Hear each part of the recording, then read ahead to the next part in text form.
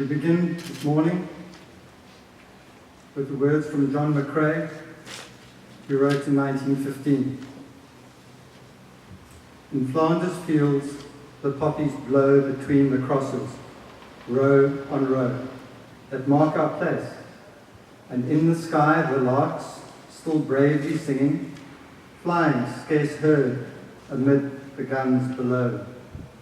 We are the dead. Short days ago we lived, felt dawn, saw sunset glow, loved and were loved, and now we lie in Flanders fields. Take up your quarrel with the foe.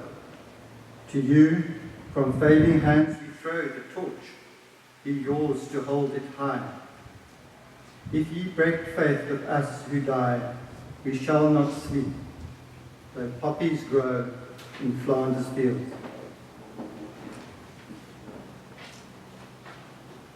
We are gathered here today to pay tribute to and to remember the nearly 200 old greys and all others who sacrificed their lives in the service of their countries. Throughout the world, people have gathered to recognize those who died in service of their country and to recognize that peace is always our ultimate goal. As Shakespeare who wrote, the more we sweat in peace, the less we bleed in war. So, let us never forget these names here before us today.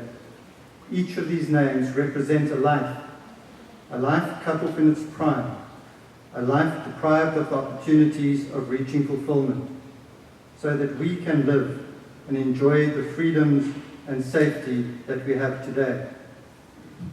Remembrance Day serves as a focal point for us as a school, as a community, to stop, take stock of ourselves, and to remember what others have sacrificed.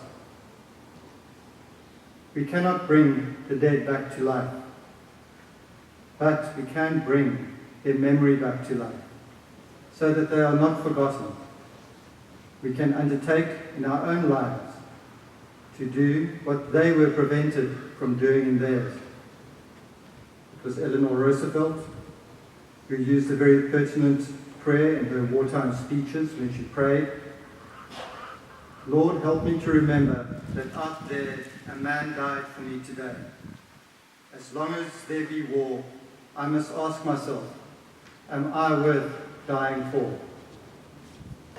A little later, Elizabeth Elliot wrote, there is nothing worth living for unless it is worth dying for. The old greys and the millions of others who died believe that we are worth living for. And if we are worth dying for, if we are worth that ultimate sacrifice of life itself, then surely we must show ourselves worthy by not forgetting the living as well. We must find ways to uplift others and ensure that we act as agents of reconciliation and peace, so that young men will no longer need to sacrifice their lives.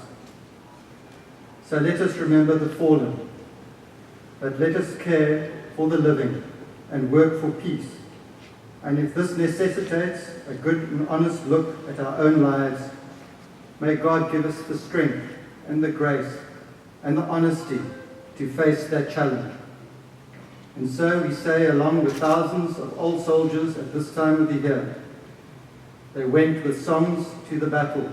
They were young, straight of limb, true of eye, steady and aglow. They were staunch to the end, against odds uncounted. They fell with their faces to the foe. They shall not grow old, as we that are left grow old. Age shall not weary them, nor years condemn. At the going down of the sun and in the morning, we will remember them.